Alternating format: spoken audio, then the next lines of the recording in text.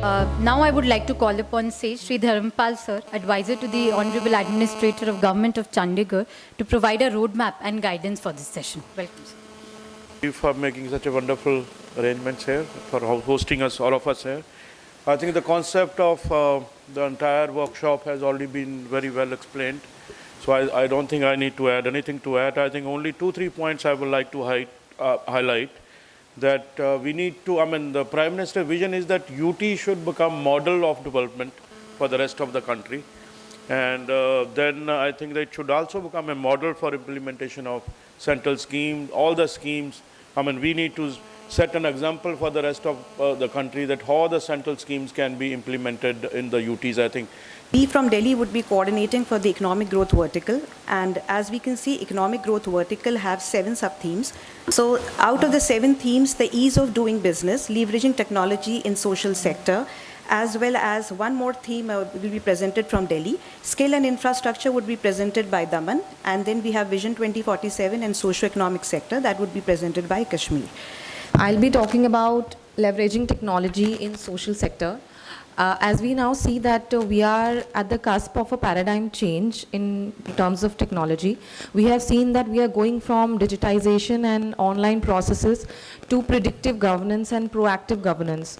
So we are at the cusp, so we need to be prepared to understand how we take the next 5 to 10 years with respect to governance, specifically in the social sector. So if we look at each of the UTs, we see tourism as one sector which is common to all. But besides that, each of them have 1 or 2 unique sectors which can be developed. So if you look at Andamans, we have it's an island which is on the trade routes. So we can develop it as a free trade zone. It is also a strategic security base for India. So it needs to be developed again in that line. As we all know, infrastructure has a multiplier effect in the economy. Basically, by using supply chain constraints, this thing we all are aware of. Imagine from a perspective of a farmer, be it from being able to make his produce available to the market, being able to avail hospital facilities, being even for children to go to school if they're having all-weather road, they'll have a multiplier effect not just by and also for industries with respect to ease of doing business, and also on a larger perspective by ease of living. And these are various facets of infrastructure, transportation. What I've done is I've collated under 3 pillars. One is achievement best practices, the concerns and challenges, and the road way forward. So if you look at Andaman and Nicobar, I'll go by UT and I'll just take 2 points from each. So we can see that, MOU has been signed between UT of Andaman with Naval Ship Repair Yard and Maruti Suzuki for their skill developments. And we know that, Andaman has its own peculiar locational disadvantages. The extreme chilly weather makes the Zanskar Lake frozen as temperature reaches below the freezing point. The lake thus turns into a subtle sheet of ice, which is ideal for trekking.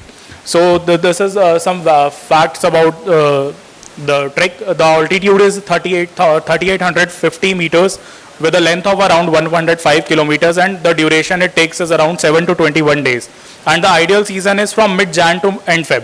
Lakshadweep, as you all know, it is the smallest union territory of the country. We are very small in terms of land area. We have only 32 square kilometers of area, including all the islands. But we have a very rich marine life and sea surrounding the territories. And the best attraction of Lakshadweep is its lagoon area, which is about 4,200 square kilometers.